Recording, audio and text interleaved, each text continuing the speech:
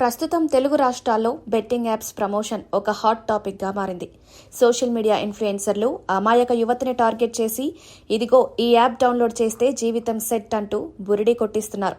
కానీ ఇది ఆట కాదు, ఆటగాళ్ల జీవితాలతో ఆట. పోలీసులు ఇప్పుడు ఇలాంటి ఇన్ఫ్లుయెన్సర్లపై కేసులు నమోదు చేస్తున్నారు. దీంతో ఇప్పుడు చాలా మంది సెలబ్రిటీలు, ఇన్ఫ్లుయెన్సర్లు అప్రమత్తమవుతున్నారు. తాజాగా శుక్రవారం నాడు నటి సురేఖ వాణి, ఆమె కూతురు సుప్రీత ఇన్స్టాగ్రామ్లో స్పందించారు. సుప్రీత ఒక వీడియోలో ఓపెన్ గా చెప్పింది, నాకు తెలియక కొన్ని బెట్టింగ్ యాప్స్ ని ప్రమోట్ చేశాను, కానీ ఇప్పుడు రియలైజ్ అయ్యా, సారీ అంటూ ఆమె ఇప్పుడు ఈ ప్రమోషన్స్ ఆపేసినట్లు చెప్పింది.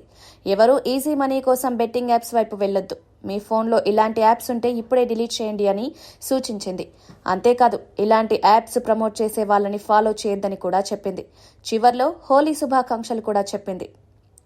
ఇక నటి సురేఖ వాణి కూడా ఒక స్టెప్ ముందుకేసి బెట్టింగ్ యాప్స్ కి వ్యతిరేకంగా వీడియో చేసింది.